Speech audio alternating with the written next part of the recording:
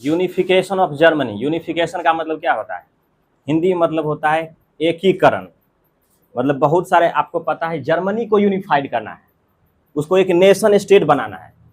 तो उसके लिए क्या करना पड़ेगा कि जर्मनी, आप इससे पहले हिस्ट्री पता है, बताए हैं, जर्मनी बहुत छोटे छोटे पार्ट में बटा हुआ था, पैचवर्क था, छोटे छोटे पार्ट में था।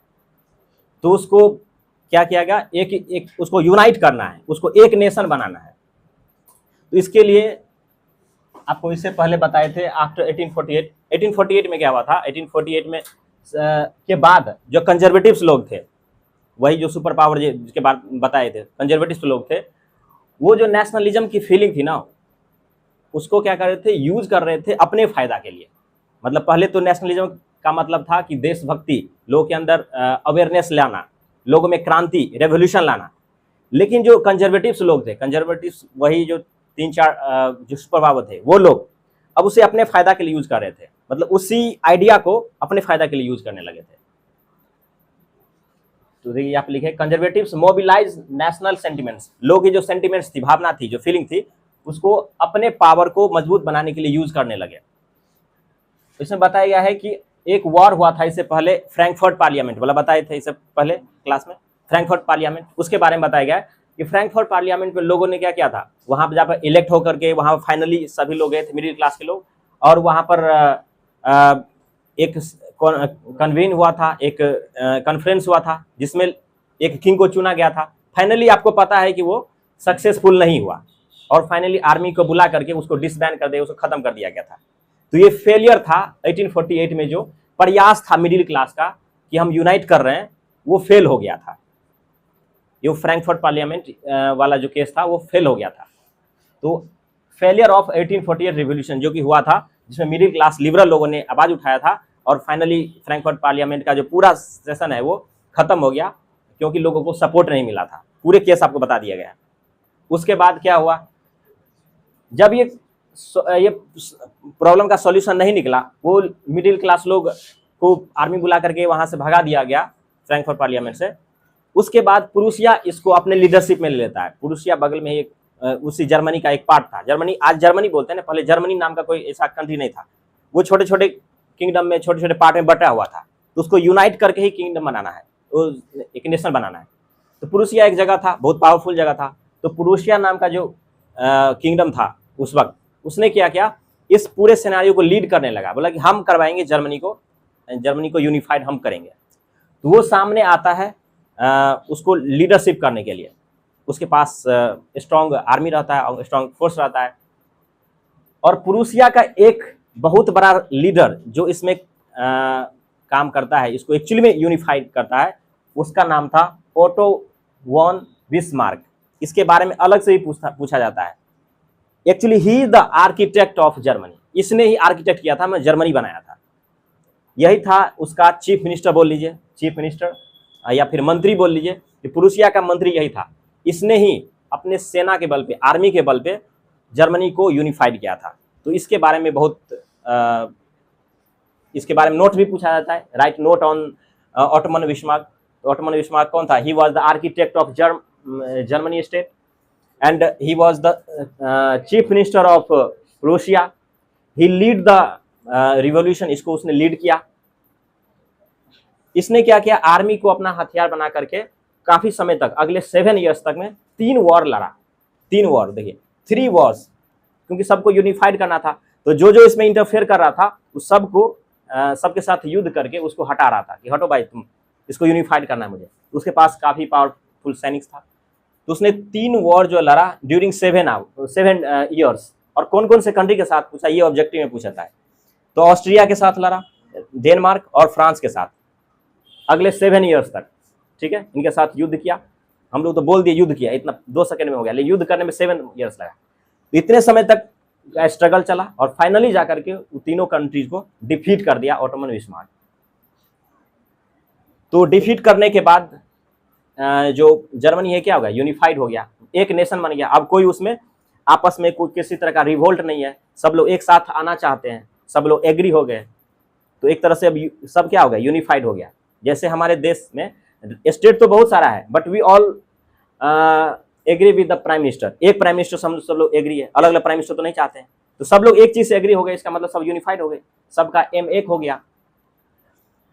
तो फाइनली प्रोक्लेमेशन मतलब होता है कि घोषणा, डिक्लेरेशन, बोला कि ठीक है अब तो सब लोग रेडी हो गया, अब जो हमारा दुश्मन था वही खत्म हो गया, चलो फाइनली ऑफिशियली हम अनाउंस कर देते हैं कि दैट जर्मनी इज यूनिफाइड। तो इसके लिए एक हॉल था, वहां पर बैठक बुलाई गई। यहां पर देखिए जर्मन एम्पायर 1871 में क्या हो गया, फ्री हो गया। और जो ऑफिशियली है, ऑफिशियली आपको डेट याद रखना पड़ेगा, 18 जनवरी 1871 को एक हॉल था जर्मनी में, इसका नाम है हॉल ऑफ मिरर, और ये किस जगह था, एट वर्सेलीज। वर्सेलीज में एक था हॉल ऑफ मिरर, बहुत बड़ा बिल्डिंग था, बुक में देख सकते हैं, दिखा देंगे हम, एट वर्सेलीज। तो वहां पर बैठक बुलाया गया कि आइए सब लोग। तो बैठक में जो है उस सम्मेलन में बहुत सारे लोग आए। एक तो आया उसके चीफ मिनिस्टर, सबसे हेड व्यक्ति, he was the heading leading, तो ऑटोमन बिस्मार्क आया, प्लस उस प्रिंस था, प्रिंस को बुलाया गया, किंग को बुलाया गया, बहुत सारे इंपॉर्टेंट मिनिस्टर्स थे वो सभी आए। फाइनली वहां बैठ करके उसमें डिस्कशन हुआ, और फाइनली उसमें एक व्यक्ति को किंग बना दिएगा, मतलब पूरे देश चलेगा तो कोई एक पर्सन सेंट्रल व्यक्ति तो होगा, जैसे इंडिया चले तो उसमें सेंट्रल पर्सन तो है, प्रेसिडेंट तो है, तो वैसे ही एक व्यक्ति को वहां पर किंग बनाया गया, वो प्रूसिया का ही था, that was Kaiser William first. Kaiser William first को किंग बना दिया है, मतलब फाइनली नेशनल किंग तो बना, लेकिन अब वहां पर जो रूल होगा वो अकॉर्डिंग टू कॉन्स्टिट्यूशन होगा, न कि किंग अपना रूल चलाएंगे। इसलिए मोनार्की सिस्टम नहीं था। मोनार्की सिस्टम में क्या होता है कि किंग अपना रूल बनाता है, खुद ही चलाता है, उसको कॉन्स्टिट्यूशन से कोई मतलब नहीं होता है। तो अब जो यहाँ पर हो गया वो पार्लियामेंट आ गया, यहाँ पे अब कॉन्स्टिट्यूशन आ गया, बस किंग नाम का रहेगा। तो उसका हेड किसे बनाया, कैसर विलियम फर्स्ट को बनाया गया, जो कि प्रूसिया का किंग था। तो इस तरह से फाइनली जर्मनी यूनिफाइड हो गया, जर्मन जो है एक कंट्री बन गया, एक नेशन स्टेट बन गया। तो आई रिपीट दिस पॉइंट। सबसे पहले क्या हुआ, सबसे पहले उन्हें बताया कि आफ्टर 1848 जब मतलब फ्रैंकफर्ट पार्लियामेंट जो है सक्सेसफुल नहीं है, उसकी बात कर रहा है। जो कंजर्वेटिव लोग था वो अपने फायदे के लिए लोगों के जो मानसिकता है, जो सेंटिमेंट्स है, उसको यूज करने लगा। फेलियर हो गया 1848 में, जो फ्रैंकफर्ट पार्लियामेंट था वो जो प्रयास था, वो एफर्ट था, वो फेल हो गया। बिकॉज आपको पता है उसमें बात पूरा क्लियरली बताए थे, वहां पर लोगों को सपोर्ट ही नहीं मिला, क्योंकि लोगों ने इग्नोर कर दिया था कॉमन लोगों के डिमांड्स को। तो फ्रैंकफर्ट पार्लियामेंट फेल हो गया। तो फाइनली जो है कॉमन लोगों को लगा कि अब शायद हमारा प्रयास सफल नहीं हुआ, लेकिन वो लोग प्रयास छोड़े नहीं, आगे बढ़ते रहे। और उसी बीच में इंटरफेयर कर दिया प्रूसिया इस पूरे इनिशिएटिव को लीड करने लगा, बोलो कि I will give you the right. तो उसने उस लीड किया, और उसके जो एक मिनिस्टर थे जिसका नाम था Otto von Bismarck, he was actually the architect of Germany, he is known for architect of Germany. उसने पूरे प्रोसेस को लीड किया, और finally he fought 3 wars with Austria, Denmark and France, and got freedom for Germany. He unified Germany. For officially तो बताना पड़ेगा कि yes we are unified. For this there was a conference, there was sitting in the hall of mirror in Versailles, where every person from Prussian government, like Ottoman Bismarck and princes and important ministers participated in that sitting. And finally a person was chosen as the head of the state. He was none other than Kaiser William I, who belongs to Prussia, जो Prussia से था, उसको उसका head बना दिया गया। तो इस दिन this way Germany became freed, और आज़ाद हो गया। उसके बाद से आज तक हम लोग देख रहे हैं वही जर्मनी है। इससे वही जर्मनी पहले बटा हुआ था पार्ट में, नाउ ये जर्मनी बन गया। तो आज हम लोग जर्मनी को आज़ाद करवा दिए हैं, तो मिठाइयाँ बांट के खा लीजिएगा खुद में। और ये डेट आप याद रखिएगा, 18 जन 1871 को जर्मनी आज़ाद हो गया था। तो इस सब का हम आप डिटेल में लिखा देते हैं। तो पहले आप ये हेडिंग दे दिए, unification of Germany. Unification of Germany,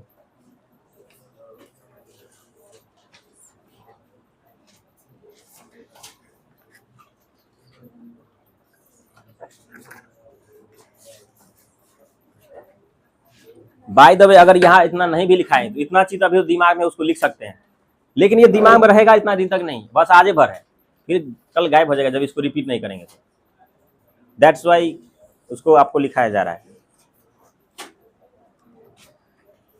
लिखिए, विदाउट पॉइंट लिखिएगा, बिना पॉइंट का लिखिएगा। आफ्टर 1848